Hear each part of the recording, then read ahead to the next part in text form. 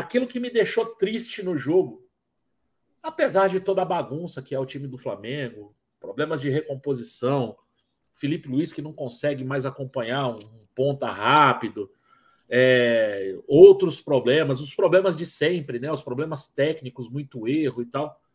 O que ontem me deixou mais triste é que o time não competiu, né? A gente faz um gol com 8 minutos. 8 minutos de jogo. A gente faz um gol e eu falei assim, cara, gol num momento importantíssimo do jogo. A gente faz um gol logo cedo. E ali eu achei que ia virar o jogo. Assim, a gente ia ter um controle maior sobre o jogo, né? E ia conseguir controlar melhor o jogo, como a gente fez algumas vezes no Campeonato Brasileiro e até mesmo na Copa do Brasil, né? O 2-0 contra o Grêmio é um 2-0 controlado, por exemplo, na Copa do Brasil, né? Não é um jogo maravilhoso do Flamengo, mas é um jogo em que a gente conseguiu atuar bem, né? Perde um pênalti o Gabigol, perde um gol no final o Pedro, né? Dava para ter matado o confronto, inclusive, mas foi um jogo bem controlado. Eu achei que o Flamengo ia controlar o jogo. E aí, 4 minutos depois, a gente leva o gol de empate e o jogo fica muito vivo, né? O jogo não vivo, assim, dentro de campo, assim, não tinha maiores problemas, mas é um placar que é muito complicado, realmente, né? Você tá na vantagem de um gol ali.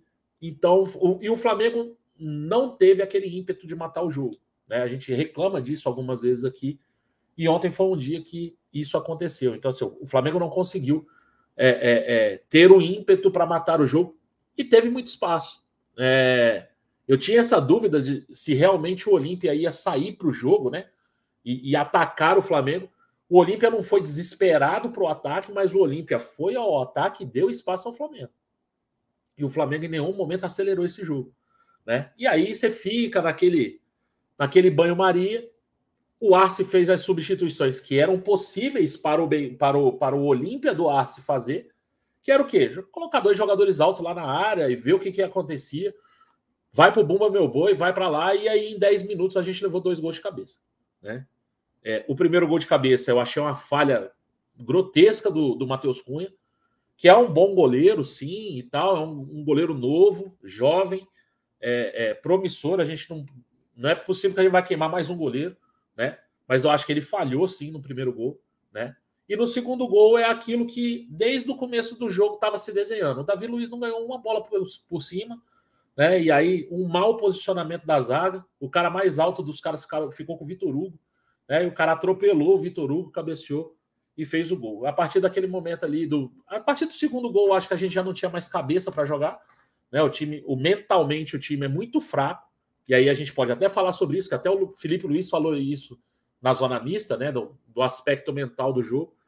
E aí a gente simplesmente sobrevive ao final do jogo. Ainda tem aquela jogada do gol anulado ali e tal. O Sampaoli coloca ali o Luiz Araújo e tal, e não colocou o Pedro, né? Ele morreu com o Pedro e Cebolinha no banco, né? Se você somar o valor dos 2 jogadores aí, dá um absurdo de dinheiro, né? E eles morreram no banco, o Sampaoli com substituições. Acho que era o momento para colocar o Pedro, sim, mesmo que o Pedro não faça a função tática que o Sampaoli quer.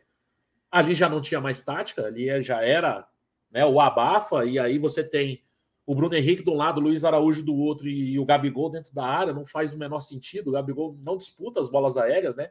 Então você teria alguém ali para pelo menos disputar, para pelo menos tentar alguma coisa, uma segunda bola, alguma coisa para sobrar ali. E o Flamengo foi muito apático no jogo, né? Desde o começo do jogo, o Flamengo foi muito apático, né? Acho que isso... A gente não perdeu o jogo ontem, a gente não perdeu o jogo antes de ontem, na preparação para esse jogo. Acho que a gente perde esse jogo à medida que a gente dá 52 dias de férias para os caras, a partir do momento que a gente faz uma preparação de Florida Cup para um Mundial, né? E aí eu acho que a gente ainda carrega esse legado de lá, Rafa. Acho que isso vem, sabe? É aquela bola de neve. Não, isso aqui não vai ter problema, não. E aquilo vai gerando. Daqui a pouco você está numa situação já incontrolável, você demite um técnico, pega outro. E aí eu acho que o Flamengo é péssimo nas trocas. O Flamengo é péssimo nas trocas. A gente vai falar um pouco sobre isso também, né? E isso vira um tumulto. A gente nunca teve tão na ponta dos cascos fisicamente no ano, né? A gente está aí, a gente está em agosto, cara. O ano tá acabando, né? Daqui 2, 3 meses o ano acaba, né? E o Flamengo não teve essa enquanto os caras estiverem caindo, a gente vai estar bem, como o Juan falou lá atrás, né? Até agora não chegou o momento, né? E aí o Flamengo erra muito tecnicamente. É o ano em que a maioria dos jogadores do Flamengo tem uma queda técnica vertiginosa. E são jogadores importantes. Gabriel, Everton Ribeiro, o Arrascaeta não está tão bem. Felipe Luiz, ontem, para mim, mostra que não tem mais condição. Ele, infelizmente, acabou a carreira do Felipe Luiz, ele vai ter que se aposentar ou vai arranjar um outro time, né? Ele disse que não, que quer jogar, que quer encerrar, né? Se não jogar no Flamengo. E aí tem outros jogadores aí que a gente pode até falar um pouco mais também com relação à continuidade no Flamengo. Mas o que me deixou triste é isso, Rafa. É um time que não competiu. Eu já vi Flamengos muito piores. A gente já viu Flamengo muito pior, tecnicamente. Qualitativamente, time muito pior. Mas era um time que batalhava. Era eliminado como esse foi. Em oitavas de final, até por times do mesmo patamar que o Olímpia. Né? Algumas vezes a gente caiu para times assim também. Mas não tem como a gente não... Nesse momento, a gente não cobrar um aspecto anímico, técnico, tático muito melhor. Porque o Flamengo é outro Flamengo, né? Não é mais aquele Flamengo que a gente ficava ali em 2011, 2010. Né? O Flamengo se classificava com a Libertadores, tinha música. Né? Libertadores, qualquer dia estamos aí e tal. Eu odiava essa música, eu odiava com todas as minhas forças essa música. Né? E a Libertadores passou a ser comum para esse Flamengo. Mas o Flamengo do Bilhão não tem uma diretriz técnica. O time do Bilhão não tem um planejamento esportivo. A gente não sabe para onde a gente... A gente não sabe o que a gente é. A gente não sabe aonde a gente quer chegar. A gente não sabe como a gente faz para chegar. Isso esportivamente, né? O que o Flamengo quer para ele? O Flamengo quer ser um time dominante, hegemônico, mas que jogue como? Quem é que sabe? Porque a gente varia em toda troca de técnico, o que a gente varia de estilo é um absurdo, cara. É um absurdo. A gente sai de um Jorge Jesus que a gente finalizava quase todas as jogadas com finalização para um Sampaoli que, cara, a gente de novo finaliza um jogo com 3 finalizações. Tomando 16 finalizações. Como é que a gente quer ser hegemônico?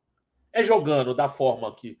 E até o Dorival e o Renato tinham movimentações parecidas com o Jorge Jesus, não querendo comparar, porque não tem comparação.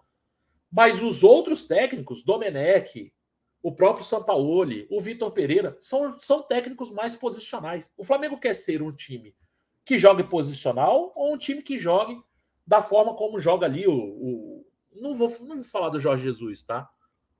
Mas que joga o Dorival. O Dorival jogou de uma forma não posicional, né?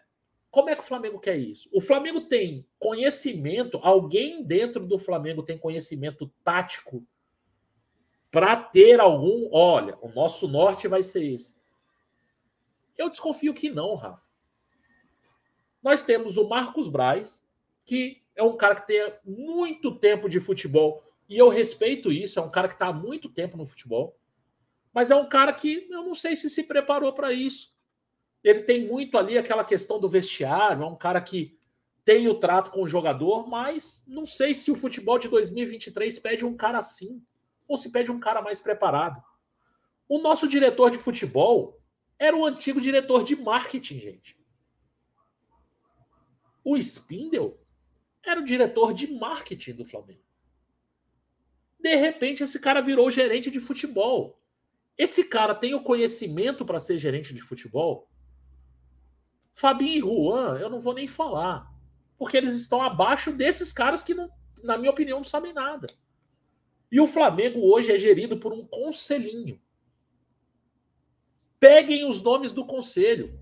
Esses caras chutaram tanta bola quanto eu. Assim, não se trata de chutar bola ou não, de ser jogador ou não. Mas esses caras são profissionais do futebol, se especializaram nisso, fizeram cursos, ou são palpiteiros amigos do rei. Os caras mais próximos ali, que o Landim confia e tal, Porque aí a gente mete aqui nosso grupo do WhatsApp, é a mesma coisa, irmão. É a gente xingando os caras durante o jogo, depois a gente tenta dar uma analisada, porque no fundo os caras são torcedores como nós. O Flamengo é um time que arrecada 1 bilhão. Tem uma parte financeira muito profissional. E só. O futebol é tratado como o final dos anos 90. E é por isso que a gente não tem hegemonia ainda. É por isso que a gente está lutando. E aí, galera, é preciso entender também. 2022 é exceção. Não é regra. Você trocar de técnico, você mudar todo o seu estilo, chegar um cara no meio do ano e fazer você ser campeão da Libertadores e da Copa do Brasil é exceção. A regra é você ter um bom trabalho, um trabalho longo, um trabalho planejado, que esse cara tenha influência nas contratações, em saber como vai jogar,